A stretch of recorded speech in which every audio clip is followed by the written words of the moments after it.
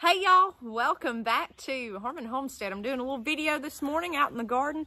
So let me tell you, last night we had a terrible thunderstorm. It started at 7:15 and it lasted until 9 o'clock. I mean, thundering, lightning. About 30 minutes into it, we started getting hail, dime size to nickel size. This morning, I went out here to my raised beds and to my pasture garden, my corn in the pasture garden. Thankfully, it withstood the storm. There's no damage to the leaves. The corn is straight up. You know, I healed it up a couple of days ago. And thankfully, the trenches that I made and the rows between the corn, the water, I mean, it was flooding, y'all. It just went down those trenches. So corn looks great. Up here in the raised bed, I could tell last night, because I had to come lock up the chickens after the storm, that most of my plants did fine. Everything's still standing this morning. The problem is some of my zucchini have holes in the leaves. You can tell the hail damage. Bush beans, some got knocked over. You can see the leaves have been torn through. Tomato plants did fine. One or two little holes in the leaves, but otherwise they're good. On the flip side of things, this morning I looked in my compost bed and I have my first contender bush bean bloom. So I see that purple bloom down there. I'm so excited. Maybe in about 2 weeks I'll have a bush bean. And I see some more blooms coming on as well. So, guys, I'm going to do a video on pruning tomatoes. I promise you, there's a lot of editing to that video because it was so hard to film myself going plant to plant and try to tell you and show you what we're doing. So, I'm going to have that video coming out, and I'm also going to do one on this raised bed. Look at the bush beans right here compared to over here. There's no comparison. None. None. This bed is nothing but, I call it trash. Leaves, shredded paper, manure, pine straw, logs, cardboard, junk. Okay, I mean it's great organic junk, but it's actively composting. Peat moss, vermiculite, perlite, and then on top a little spare potting mix. That's it. I mean, like this much, half an inch. So this bed is working. It's nothing but nutrients. I don't know why, how, or what, but I'm going to do a video on this, okay? So bear with me. I didn't want to tell you how to do it before I actually saw the results because I was really worried nothing would grow in here, but this bed, guys, this bed's the way to go. The way to go. And guess how much I spent on this bed? Outside of buying everything to making it, which was, I think, $118, I spent $40 on that little potting mix and topsoil. Okay, that's it. That's it. You can grow your own food. So, you probably noticed I'm in a long sleeve this morning. I mean, yesterday it was smoldering hot, and then today it's cool. It was 64 this morning when I got up and got outside here. So, you know, the weather, back and forth, back and forth. Anyways, this time last year, we had record-breaking heat in Alabama. The first week of June, it was like 99 degrees here at this house, and now it's, next week, supposed to be 73. So, very, very different weather patterns here, and that kind of leads me to what I'm going to talk to you about. Here in Alabama, we're known for one thing, and one thing only, and that's football, okay? That's the main thing we're known for. And roll tide, roll tide. If you're new to this channel, spread the word, guys. We're trying to build a community here. We're in rural Alabama, and this is who we are, and we're trying to represent, okay? There's a place in Alabama, though, that is very well known, and it's known for peaches. Chilton County, Alabama. Many of you have been there before. Many of you have heard of that place. They have Peach Park. They're known for growing peaches. Every year, we used to go there, me and my family, and go get peaches. And there is nothing better than going over there as a child, getting an ice cream cone full of fresh Chilton County peach ice cream, and then coming back with a big old wicker basket full of fresh peaches. You're riding in the back of a car or in the middle of a pickup truck, and you're holding that basket, and you smell those peaches and that prickly fuzz, and that basket's cracking and popping, and you get home, and then on the 4th of July, you make fresh peach ice cream. Guys, there's nothing better. There's nothing better. So every year around Easter, you'll hear about Chilton County if you live anywhere in central Alabama. These farmers over here have the worst time come Easter. Easter here, I tell you, do not plant anything until after Easter, because Easter, there's always a cold snap. Always, always, always. Whether it be a cold snap or a frost. So these farmers over here get very panicked because the peach trees have blooms, or they've got little peaches on them already, depending on how the weather's been. That this is so big over here, they've actually got helicopters that will go and spray to try to prevent their peach crop from being killed by the cold weather. So, and a lot of times they've had losses. A lot of times they won't have as many peaches. A lot of times they do great. But it's always a struggle with the weather. Bear with me here, okay? Kind of tying all this in. This morning, I got an article on my phone that was talking about El Nino this year. I am not a weather guru, okay? I'm not the world's best at knowing about weather. But I think we need to learn about the weather. If you're gardening, you ought to already be trying to learn about the weather, or at least knowing the weather forecast for the next 7 days. You ought to know this stuff. But I want us to get into long-term weather forecasts. No one can, I mean, they can predict the weather, but no one is ever 100% accurate. They can make predictions and forecasts, but we've got all this technology. Let's use it to our advantage. Last night, no one knew it was going to get as bad as it did here. Okay? I get that. But when I read the article about the El Nino, I said, well, what's this going to impact? You know, first thing I do is go to Alabama on the map and look at the state and how it's going to impact me. And I thought, you know, they show you the whole U.S. I thought maybe we need to look at the whole U.S. Another article I was reading, so many people have joined this channel because of these YouTube shorts. How to save money, how to save money, how to save money.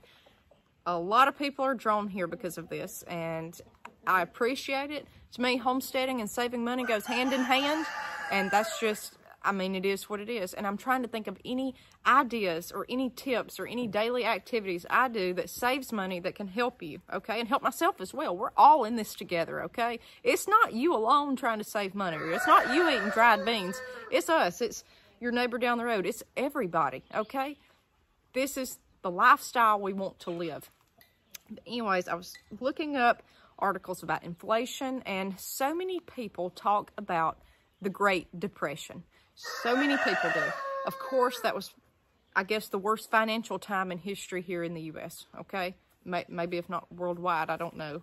But there was also a time in the 70s, too, that was pretty rough, from what I understand. Many of you that's watching this right now probably remember that.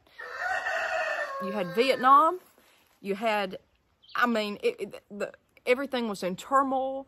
You had, again, all this spending, and then it just, everything wants to collapse. So there's many things down through history that repeats itself. And someone said, well, you just cannot beat inflation, no matter what you do. That's true to a point, but I'm not made of that. I'm not. If someone says I can't do something, I'm going to prove every way in the book possible that I can do it, one way or the other. If you look down through history and you look at things that have happened, people beat adversities one way or the other. We all have some way or another down through history. And what I'm going to tell you now is just my observation to try to help, okay? The U.S. grows a good amount of food. I would now start learning. This is something you don't have to do homesteading, okay? If you're watching me in an apartment, if you're watching me in a city, you can't grow anything. If you're elderly, can't get out here and do all this, listen to what I'm saying.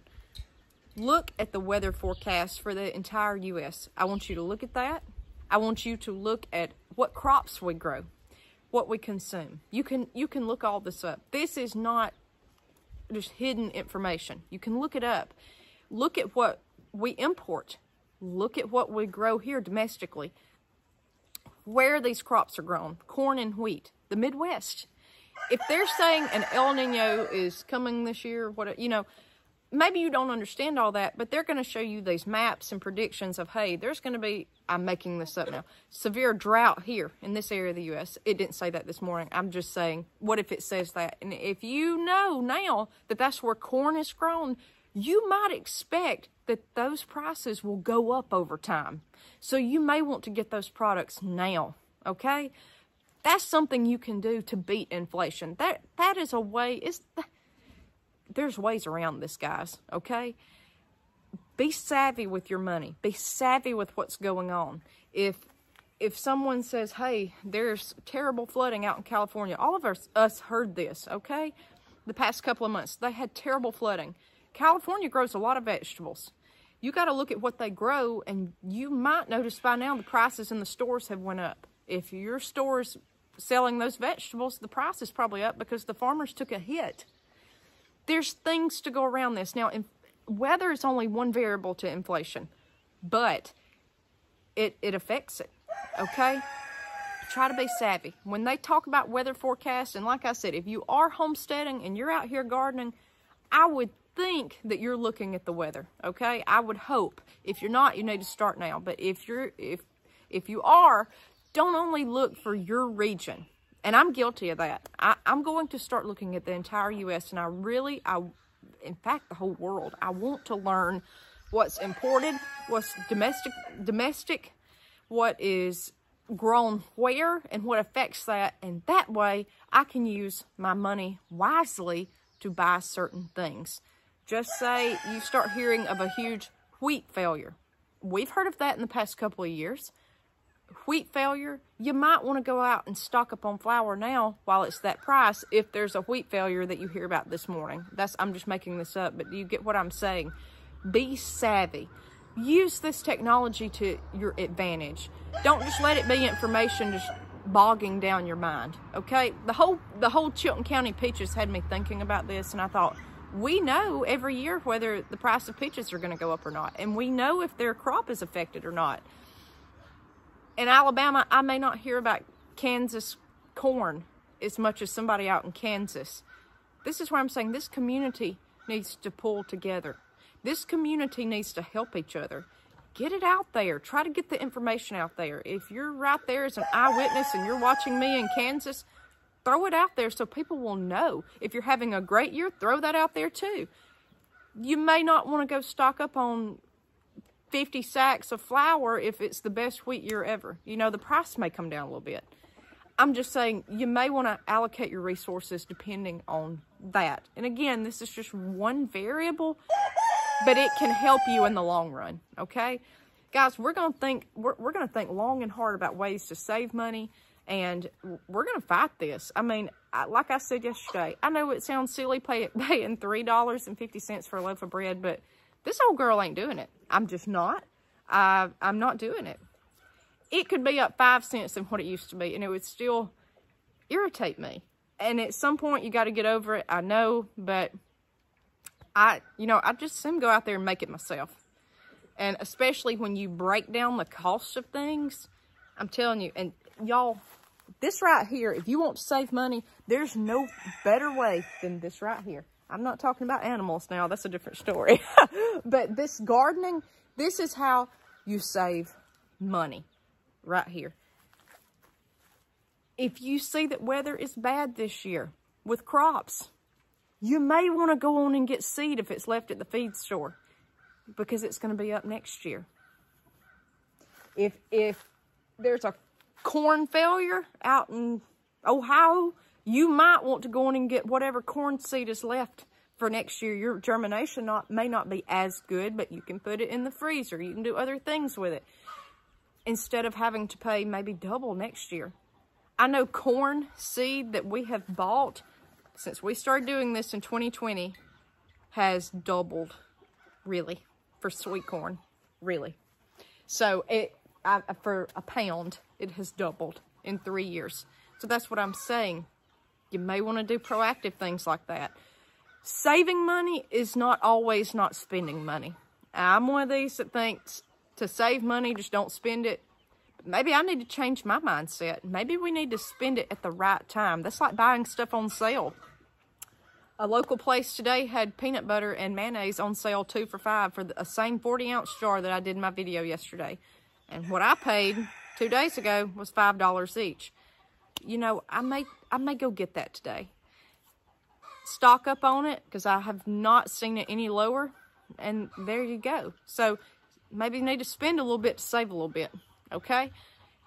Watch the trends of prices.